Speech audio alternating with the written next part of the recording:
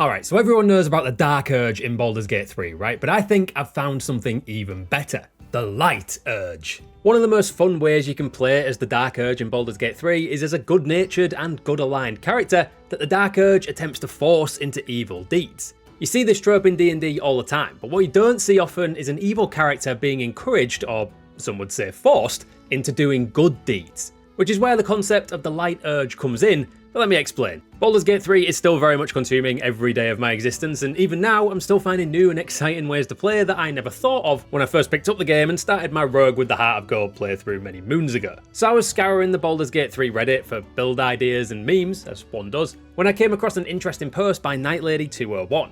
And essentially, it boils down to being way too nice and taking the game way too hard at face value. So as you begin exploring Act 2 in the Shadow-Cursed lands, you will invariably end up at the Last Light Inn. The first place with decent ale and a safe bed to sleep in that you can find in this godforsaken place, and it features a standard window dressing sign outside its doors for players to read, that simply says, "Please put your weapons down here, no weapons inside." Now obviously most players will read that, laugh heartily, potentially pull their axe out for good measure, and walk on inside. Nightlady201, on the other hand, took the game at its word and carefully placed all their party's weapons inside the cabinet next to the sign and went around talking to every NPC they could find. Now, if you've made it to this point in Baldur's Gate 3, you'll know that there's a fairly important fight that happens at the Last Light Inn that can have game-changing, world-ending consequences for your playthrough if you mess it up. So it's not ideal to have all your weapons several meters and a whole floor beneath you when the shadows hit the fan. In short, Nightlady201 found themselves at the mercy of Marcus and his army of Hellspawn, since they were literally weaponless and quickly got their asses handed to them.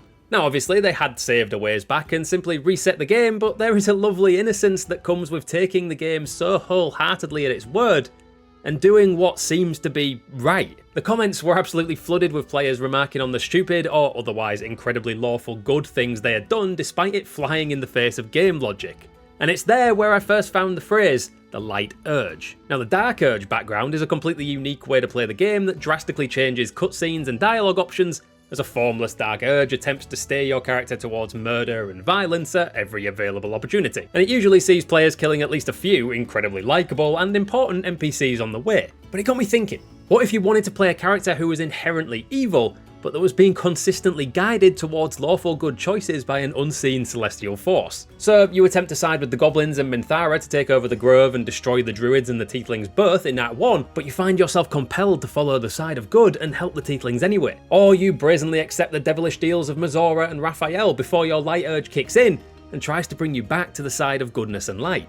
Given that an evil playthrough can lead to a myriad of unique cutscenes and dialogue, not least with Minthara and your other companions, it wouldn't be completely beyond the realms of possibility for a lawful good celestial to occasionally come wandering into your head and try to get you to do the right thing for once. Maybe instead of ignoring Maul and her friends in the grove, or worse, being mean to them, you monster, the Light Urge would push you to buy all the magic rings they offer so that they don't go hungry and you end up spending all your gold. Or when faced with the idea of a snake biting a child for the small act of thieving, the Light Urge tries to force you to intervene when your character would otherwise have stood and watched the horror unfold. There's an argument, I guess, that you would essentially just be playing a good campaign at that point, so the story wouldn't be that much different to your usual playthrough, but something about an evil inclined character being forced into making objectively good decisions just really tickles me. And it turned out to be a pretty popular idea on Reddit, so who knows, with all the mods being produced for this game on an industrial scale, it might not be that long before we get an actual Light Urge mod ready to go out of the box.